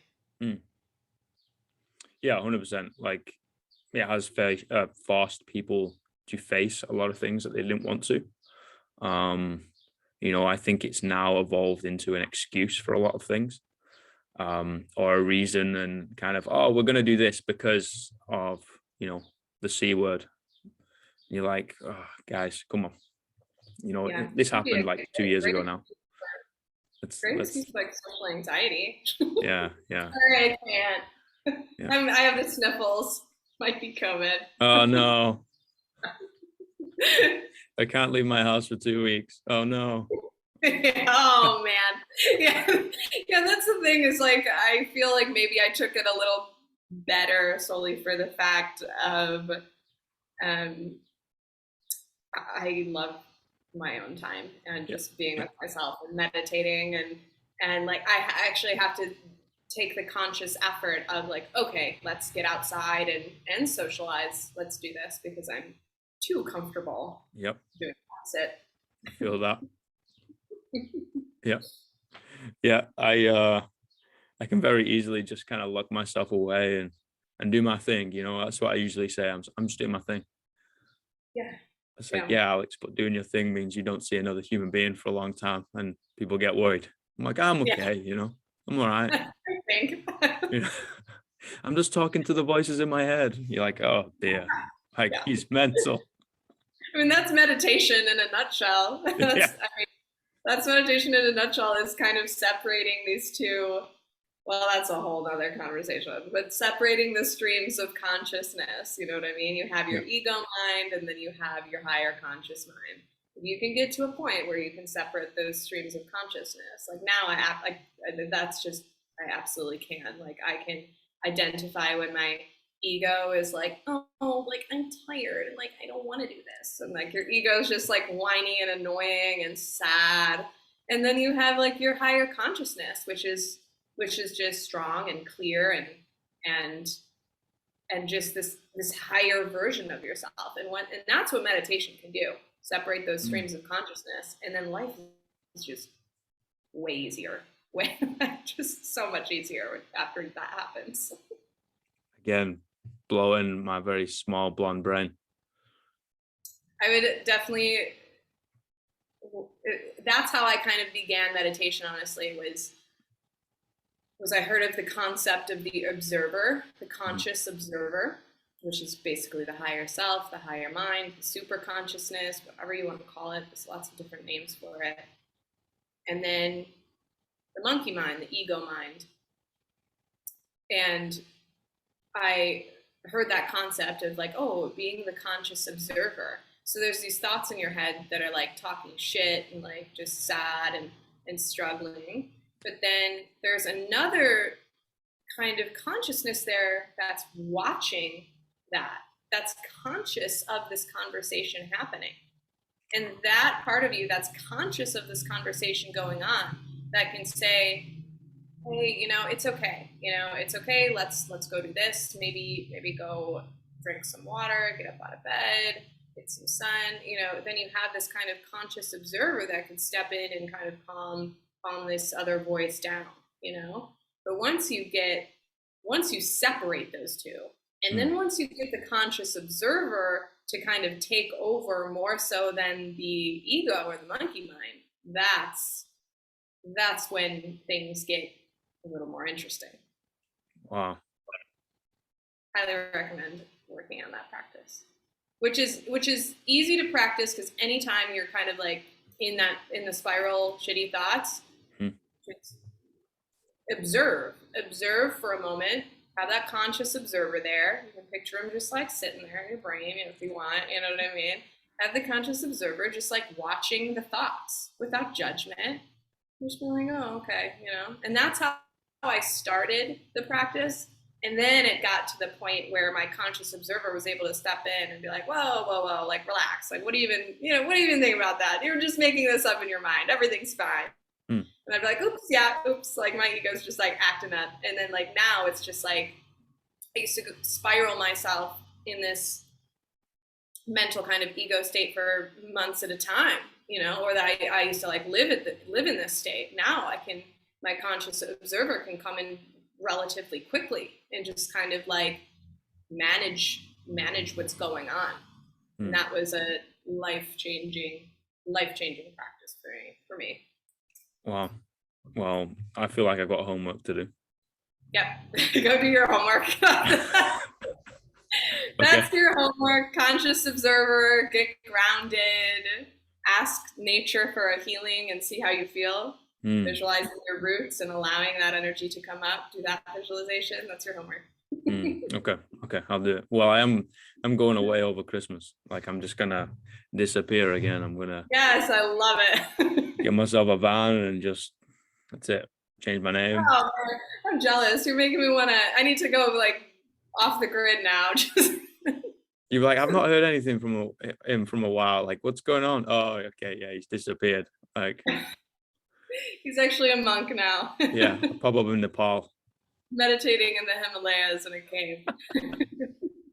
You'll go on like some sort of like base camp or something, and you'll walk past this little village, and I'll just be sat on a rock. You'll be like, what the fuck are you doing here? I wouldn't be surprised. Yeah. That's where it's headed, obviously. Right, that's where it's going. You know what I mean? That's where it's going. It's gonna happen. It's only a matter of time. It's only a matter of time. Yeah. Yeah. Don't worry about me, mom. I'll be okay. I'm just in the Himalayas. Imagine the stories you'd have afterwards, though. That's just where the best stories come from. Mm. That's what I think about a lot, is like sitting in a rocking chair at like 90 years old, like nursing a whiskey and be like, gather around kids, I got a story to tell. Of just these weird and wacky stories. And I also had an idea of children's books, right? And I've actually written one, but it's not published. In the sense of it tells stories of these fictional characters, but at the same time, it is stories that I've done, right? And just kind of lessons along the way, and it's kind of like woven in to these little tales. They're only short books, and it's in like a poetic format. I love that. I love Yeah, that. and then if I ever have kids, great. If I don't, great. Like, and I can get to pass this story on, and then whenever the young human being grows up, I'm like, oh, okay, now do you want to know the real story behind it? Ah, I love that.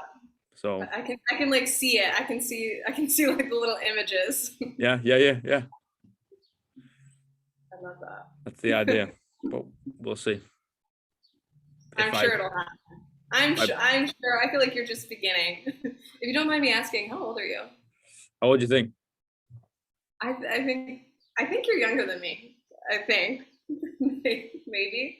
I would Uh, honestly guess like I mean, obviously we only see each other through a Zoom call. I would yeah, guess like 25 or 26, honestly, maybe yeah. 27. I'm 25. Yeah, yeah, Yeah, yeah, yeah, yeah. 25. Bang on. So you've got a great spiritual awakening ahead of you. It's going to happen. Like, I can feel that. I can. Oh yeah. I mean, this monk idea sounds like a pretty good one. I deal with less people. I don't have to talk to people. I just sit around and like organize shit and think about things. Yeah, sign me up. Absolutely. I don't have a Absolutely. mobile phone. Wicked. Right. So much easier. I know this year I hope to go back to India. Actually, it's supposed to open up again. I would Mm, love to go back there again. So I feel like they just have so much to learn. So much to learn. Just the most mm. incredible yogis over there. Yeah. Autobiography of a Yogi is an incredible enlightening book. Really? So I read very them. interesting, where it just like explains basically who we are as souls and humans and what we're actually capable of with these like incredible, it's all truths, like true stories. It's a biography. And it's just like this Yogananda who wrote it, he from his childhood, he basically had this like incredible kind of like adventurous life where he goes around mostly India and meets these yogis that are said to have like these. There's famous yogis for having all of these kind of like superhuman powers almost, Mm-hmm. or like what like what like the regular Western culture person would think of as superhuman. And it's like his story of like meeting all of these incredible yogis. It's amazing. It's like mind blowing. What's it called? I'm gonna write it down. Autobiography of a Yogi. It's kind of Oh, like a classic spiritual book, but I've heard some people say it's overrated. I'm like, I think it's a great expanding consciousness book. all right. I'm gonna get it. I'm gonna read it. I'll let you know what I think. Oh my gosh, you'll I'll be like, my mind's mind, blown. It's your fault. your mind will be blown. Like, I'm leaving. Oh dear. Where's he going now? I know, yeah. Then you will be in that cave, and then I'm like, wow, oh yeah, I'm here too. Hey, What are you doing here? yeah. Oh, I read your book again. Kind of blew my mind. You're like, oh shit. Yeah. I Uh, I reckon I could live in Antarctica. in where? Antarctica. That's where apparently there's all these like things hidden. Go live in Antarctica, discover the secrets. Yeah. I reckon Could you do cold? Oh, I couldn't do the cold. That's the only thing. Well, I could do the cold. It's also like, the expansive of nothingness, right? It's just all the same. And it would kind Mm. of, I think it would make you go to some weird and wonderful places. Oh yeah. Oh yeah. I actually Man, applied. I have submitted an expression of interest to go work in Antarctica. I don't know. amazing. I don't know what they would give me, but I don't know. I'll clean toilets or something. Just let me sit and think for a while. I'm sure you'd have lots of time to sit and think. Mm. I And even mean, just working in that atmosphere could be quite, I mean, meditative. yeah, there's not Interesting. much difference in the cold of Antarctica and Manchester. They're both fucking freezing. Yeah, yeah. Sure, it'll be Why fine. not? Yeah. Yeah, that'll be amazing. And I think certain like weather, being in certain different environments, like teaches you different things. Like when I was again with that like connection to the land, like what I kind of learned living in Colorado was very different. Where I meditate outside a lot, and I like to receive messages from the earth, from spirit, in my meditations. And what I would kind of receive in Colorado, which is cold and beautiful mountains, just the most incredible mountains. Very similar to New Zealand, honestly. And what I receive there versus what I receive in Mexico, and I'm in the jungle. I'm in the jungle. I'm in almost like rainforest style energy, and it's just completely different. It's amazing. So Mm, what you learn in Antarctica, it's an interesting energy there. exactly. And then the Himalayas. Yeah. Oh my. Yes. I Himalayas is on my bucket list. That because I just want to go travel and meditate off the land in different places and just receive this wisdom from all these different places. Mm, That would be the dream. I like the concept of like giving gifts to everyone that you kind of meet along the way. Mm.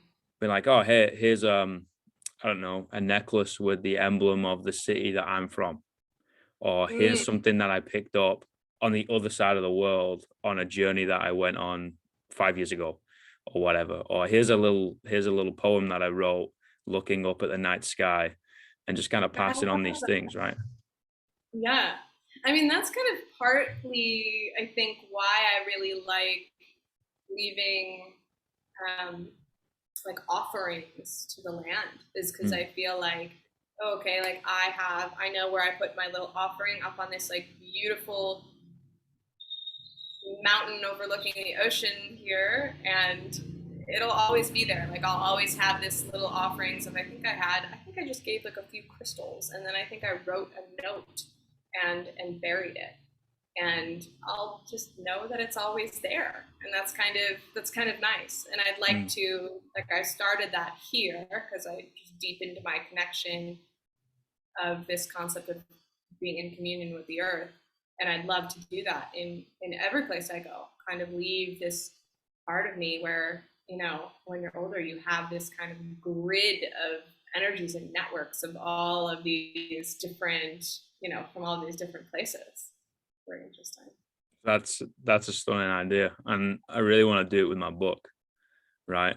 Because like it's not got my face on it. It's just got a name, and the name Alex Thomas could be anyone. Yeah. So it's got zero contact with me, and that's the point. And just kind of write something in it and just chuck it somewhere. You know. I love that. That's funny because I actually I'll do that in Airbnbs. I just love it. Yeah. So there'll always be books in Airbnbs, like they always have just like usually they just have like some cute little books like set up.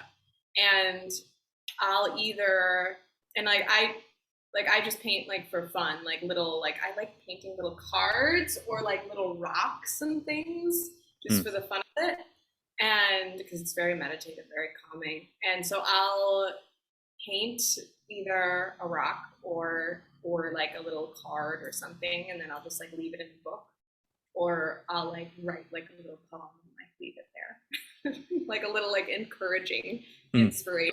And I just think that's so fun. I think Mm. that's so fun. I'm like, Yeah. who will find that in like years to come? That's so interesting. Yeah, it's the whole concept of like a message in a bottle, right? You know, it's Yeah. kind of hand on a shoulder if anyone needs it, but who knows if anyone will actually read it? Like maybe they don't. And I think that's what makes the world go round, right? Those little nuggets of you said unconditional love. And I think that's beautiful. Of, oh hey, can you send a green tea to that table, please? You're like, why? I was like, why not? Why not? I don't Yeah. know that person. Like they don't know me. They don't need to. I'm gonna walk out. Like, or you kind of leave something on the table, or yeah, like you said, bury it. Like it's beautiful. Yeah. And if everyone just did that a little bit, I mean, imagine like, the world would just be such a give it the next 100 years. I 100% believe that there's a progression in consciousness, and I feel like people are kind of, even though I don't necessarily like to overuse the whole people are waking up, because people who don't identify with that, I feel like I would feel bad if I was like, oh well, I don't know if I'm awake. Does that mean I'm asleep? Does that mean and then you like judge yourself for it. You know what I mean? So I don't like over identifying with the whole like waking up concept. But I do think people are just kind of seeing through the veil of illusion that is society. You know, it's kind of fake. It's a veil, and I feel like we've been tricked in it for a long time, and I feel like people are finally kind of seeing through it again, which is good. Yeah, and I can't wait for them to fully see through it. But in 100 years' time, I don't think I'm going to be around. Yeah, well, reincarnation. Yeah, maybe I come There back you as a go. cat. I could do a cat. I could be There a you cat. go. You probably will. You probably. I could do that. 9 lives? Yeah, 100%. Cats are so spiritual. Yeah, be out of sleep 18 hours a day. Oh, I'm there. That's me. Yeah, Yeah, I'm totally okay with that. yeah. Just take it easy on the next life. You're like, look, being a human was really hard. I'm just gonna go be someone's cat. Yeah, yeah, yeah, 100%. Well, honestly, if I ever get on the wrong train and end up somewhere in Mexico, I'll give you a call. And hey, I don't know where I'll be, so And you'll be like, I'm in the cave in the I'm Himalayas. in the cave. I Yeah. thought you said you were gonna be here. I was like, ah, shit, I got on the wrong one. I can feel that. I energetically can tell when a place is like coming up for me, because I'm very much like, I think you can learn from a place for a certain period of time, and then I think you outgrow your environment. So Yeah, I'm getting my kind of feeling of, okay, I think I'm ready for something next. I don't know what, but we'll see. Gotta meditate on yeah. it. Like go with that feeling, right? That's the Yeah, way we should live. exactly. My ancestors were like nomadic, so I blame it on them. Wow, that's really cool. Yeah. Where were they from? So the culture is not really known, but it's Roma or Romani. And so that's kind of like half of my heritage is this Romani ancestry, which is basically like, which is considered a slur word actually, but gypsy. Yeah, Um, so it's like they were the literal real gypsy race, which yeah, is kind of wild. And I remember when I found that out, because my grandmother, who was Romani, she grew up in like foster care, so we didn't like fully know. Um, we had like stories, because the name on that side was like the name for gypsy in that language. So we kind of were like, oh, that's interesting. Like the surname was literally meant gypsy. So we kind of like had an inkling, but then we did like the ancestry stuff, and I was like, that explains a lot and makes me feel better, because I feel most at home not having a home, because you can just the earth is your home. You can just live off all of these different types of land and learn so much. And so that just brought so much peace, because I was like, okay, I'm not crazy, Not crazy. and I'm not gonna like feel guilty anymore, because everyone would be like, what are you running away from? Like, why don't you just settle down? I'm like, I don't know. No idea. That's who you are, though. That's beautiful. Yeah. It was comforting being like, I blame it on my ancestors. So Yeah, that's fine. Shove the blame onto them. yeah. No, I really, really appreciate your time, though. Yes, Thank you so thank you. much. This was amazing. We talked for like 2 hours. I mean, this was just such an incredible conversation. And I feel like, I feel like there's definitely some takeaways that, yeah, you got to do your homework, because you're going to probably be a different person in the next like year to 2 years. Tomorrow. Today. I'm like, holy fuck, Jessica blew my mind. Yeah. I mean, well, yeah, I do believe we are different people, day to day, and I'm gonna 100% take something from this conversation, and I'll apply it, for the rest of the day and tomorrow. And yeah, I'm gonna be a different person from it. And hopefully you get something from, a blonde lad that talks a little bit weird. No, I need to go off the grid. I think that's what I need to do. Yeah, fuck people. The town I'm in is very energetic. It's very high energy. It's like a spiritual town, but it's also like quite the party town. I'm like, I gotta get off the grid for a bit. It's been getting to me. So that was a reminder that I needed, that it's okay to take that time and space and just fuck off for a week and come back a different person. Yeah, wonder. All right. Thank you so much. This was amazing. I'm so interested to. I'll listen to it when it comes out. Probably not even know what I'm talking about. No, it'll be out soon. I don't edit things. Oh, lovely. This will be great. Yeah. Thank you. Thanks so much. I'll Have a talk great to day. you soon. All right. You too. See you later.